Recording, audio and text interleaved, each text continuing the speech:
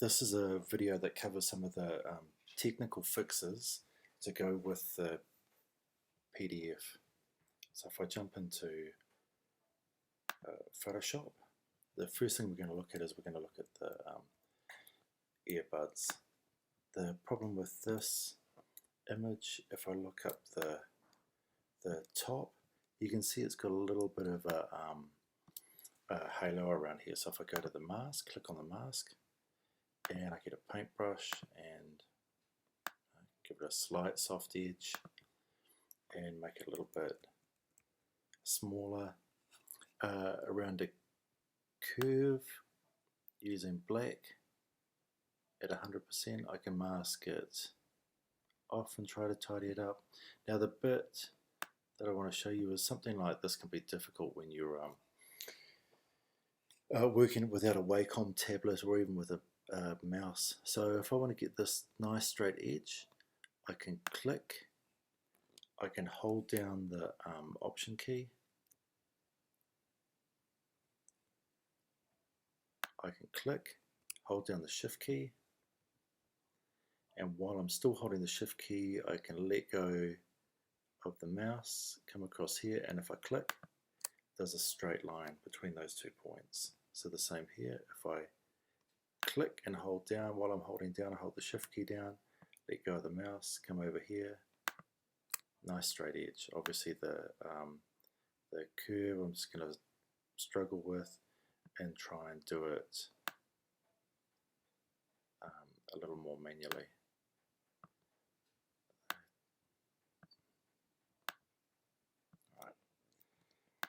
So it tidies it up a wee bit. Now the other bit that you'll see here is you can see it's got a bit of a blue halo, it's got a bit of a blue tinge when it's been cut out. That's come from another image. Click on the layer, make sure my brush is on the softest setting it can be on, and this setting here, instead of normal, I'll put it on color. I'm going to make my brush by using the right square bracket a bit bigger. If I come in here and I hold the Option key down and I click with the eyedropper, I'm selecting that color and you can see it pop up here. Now because I've got color on the layer, if I paint, it paints with that color. And so I can kind of get rid of that blue halo. There's a funny little orange bit in the middle, I'll get rid of that as well. And it brings the coloration back to looking something that's a bit more reasonable. Now the next bit is with the shark. If I click on the shark on that layer, it's quite dark, the exposure's not that great, so I'm going to go Filter, and we've got the option here where I can jump into Camera Raw. So I'm going to do that, and I'll just bump this over a bit so you can see the settings. Essentially I've got my exposure, but what I'm going to do is I'm going to get the shadows, and if I drop them back you can see how it lightens up the head of the shark. So I can dial that back, bump the blacks up a wee bit, I can give it a bit more sharpness, I can maybe try taking the exposure down, bringing the shadows up slightly or the blacks up, and it just gives it a wee bit more clarity. I'll go OK, and you can see how much it changed. Now the bit I'm going to do here is if I click on the earbuds and I go Command T, I'm just going to rotate them a bit. I can drag this up to scale it slightly, and I'll hit return. Now with this layer, I'll drag it down onto the new layer icon, and it's going to duplicate it, and that means I can come up here and I can transform, and I'll go to flip horizontal, and so it's going to flip those to around. Now I can find a point on here somewhere because they're exactly the same horizontally, so I'll click on the mask, and then I'm just going to get the square selection tool and I'll drag down here somewhere. On the mask I just fill it with black, Option Delete, Command D, and it fills it with black. Now all I have to do is drag it across until it hits a point here where everything lines up. You can see it's still a little wee bit off, so I can move it over by, nudge it over by using the arrow keys, and there we've got that kind of perfect join. End up with this kind of kaleidoscopic image. Now back to the shark, if I click on the layer, drag it down to the new layer, drop it on there.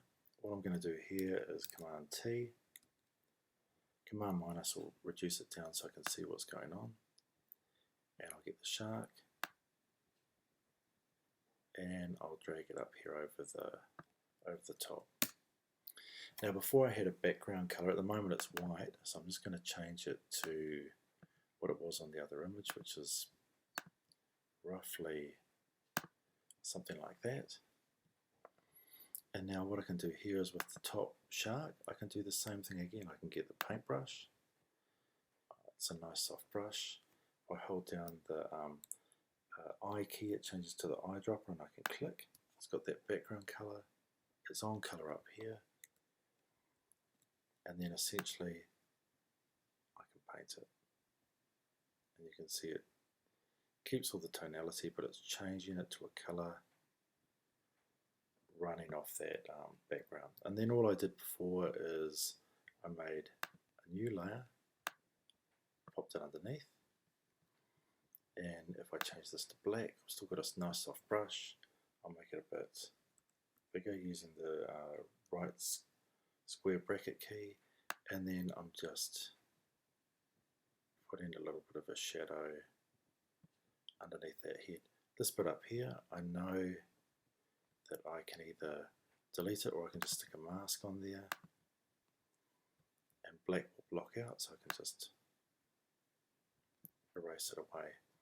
Now with this, if I click on the layer, usually what I do is I go, okay, multiply to try and match it in with the bottom image, and then with the opacity, I can tweak that so that I can make it very, very subtle. And if I switch it on and off the eye, you can see how much of a difference it makes.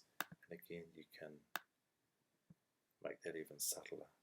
Check it, oops, check it by switching the eye on and off for that shadow. So with that, we'll jump across and we'll look at some of the issues here. Now the first one I'm going to look at is the sports art badge. You can see that it's got this kind of very rough cutout around the edge. In this case, what I do, just trying to get it the right size. I'll click and drag so I can get it nice size in there. What I do is I drag a ruler so it's just inside that shape. Top edge just inside, and then I know that I can get the elliptical marquee. I can click and start dragging from that point, because it always drags from the corner, and then I can try and get it inside there. So I don't want it to go over the edge. I'm trying to keep this highlight on the right hand side, and I might just go with something like that. What that lets me do now is it means I can click on the mask, I can go Command Shift I, so it's got everything in the background selected. I know that black masks, so on 100% I can wipe that out and it's going to clean up that edge. I can check it by going Command H, and sometimes if it's still a bit dark around the edge, if it's a dark edge, that colorize won't work. What I can do is I can click on the layer. I've still got that selection, it's just hidden. So if I hide it, and actually I can just go Command D, so I've got rid of it because I've got my mask now. So I click on this. With the clone tool, I'll click the clone tool, nice soft brush. I go Option and click, I can then paint out this area. Command Z, I have to do it bit by bit because it's going to go over this area here. I can also change the opacity down a bit, so when it does it, it's a little subtler. If I go Command H again, so I can see it, then I'll see the crosshairs, so I know what it's starting to, where it's dragging from. So using the clone tool, and if I switch off this mask, so shift, click on the mask, you can see I'm actually painting all of this out, but it's the mask that contains it. It lets me kind of paint through here, and the mask controls the edge of it. Command 0 to fit it back in the window. Now if I get that, and I drag it over this area here, I'll make it a bit bigger. Return, let's do that. Now what I did before is I had the sports just under that line, and what I did is I used the mask of the book. So if I command, click on the mask of the book, get that mask, now I come up here and I work on the mask that's just for this badge, and what that means now is that with black, that blocks out, nice soft brush, change the opacity down a bit, I can click and paint this out a little bit. It can be as subtle or as coarse as I want to. It won't go over this line because that's the selection. Command D, so it's getting a bit of both. Now if I actually want to put a bit of a shadow on this, I can do something that's similar to before. I can make a new layer. I've got black. The opacity I'm just going to bump up to 100%, and I make the brush bigger, so I'm just kind of using the soft edge. And I run it around that logo. It looks a little bit crass, but I know if I hold down the Option key and I clip it, it joins it just on that logo. And then I know that I can come in here and I can say, okay, I'm going to multiply it, and then I can just bump the opacity down to make it as subtle as I want. I can also just click on it, and with the arrow key it's clipped, but I can move it and say, okay, I just want the shadow to be just on that edge, and it starts to give it a little bit of volume. Now this one here, the max, what I did before is if I unclip the link between the two, oh there's the max there, unclip the link, the mask is going to stay where it is. I click on the layer, and this means with the arrow key I can move it, and the image is going to move, but the mask is going to stay there. And so you can get some really kind of interesting combinations that are going on. This one here, and I'm going to go Command semicolon, that just actually gets rid of the guides, just hides the guides, and you can hit it again, Command semicolon brings them back on. So I'll just hide it. So again, using one mask to control another. So if I command click on the mask that's the book, and while that's there I'll come up here and I'll get a paintbrush. It's black, which is going to block, and I'm going to choose one of those custom brushes that I made. Ink brush, yeah, I'll go with that one. The size is okay, and at the moment the selection is within the book, it's on the inside. So if I come up here to the ticket, so this is the hut ticket, I click on the mask.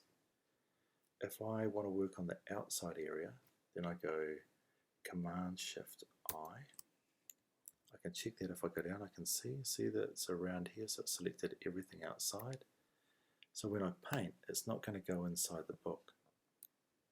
That's a little bit heavy, that mask. I'm just going to change it down so I can build it up. So clicking and letting go to just build up that difference a little bit.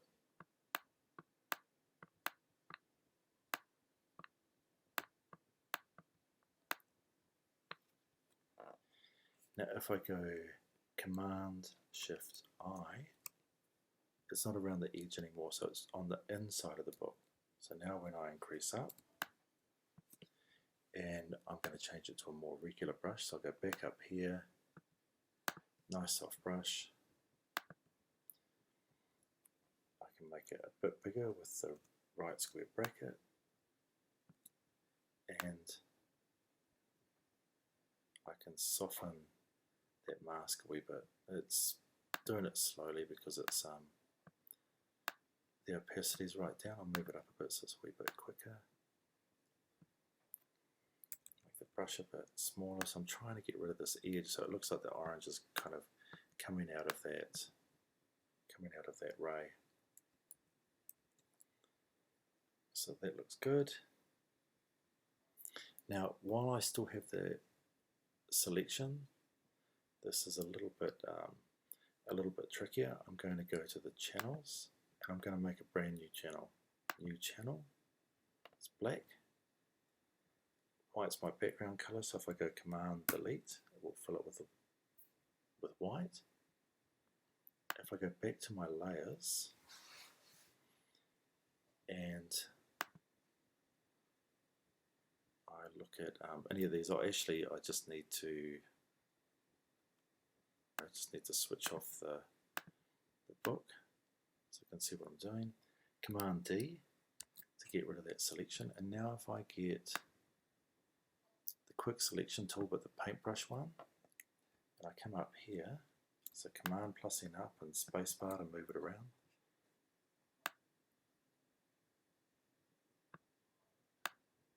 So get these letter forms, which is going to let me select Option because it went a bit far. It's a little wee bit there, so I'll make the brush smaller and just Option. Look at that little bit. So that looks pretty good to me. So now what I'm going to do is I go back to the channels while I have that selected. This is my new mask, the Alpha 1, and black blocks out. So if I fill this letter in with black, Option Delete, because it fills with the foreground color here, which is black, and Command D, I've now got the mask I want. So if I load this, and I come back to my layers, and I go to the feeler, this white area is this mask here is the area I get to play with. So if I'll just switch the eye back on, so I want to be on the mask to do with this, with the book. So I'm on this mask here, I've got this selection, and then what I'm going to do is I get the paintbrush, black, nice and soft.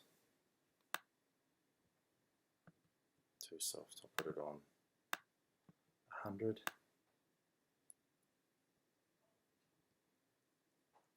And I'm going to add this down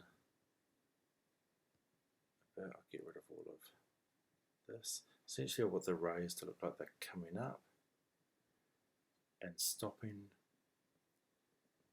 when they hit the feeler text.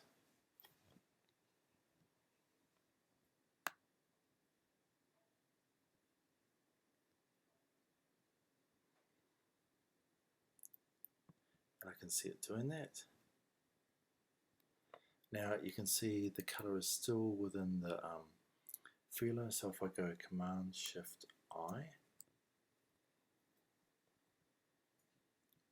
I'm on 100%, then I can just knock that out so I can still see the lettering. Command T, and now the rays look like they're coming up onto the feeler, but they're going behind the text.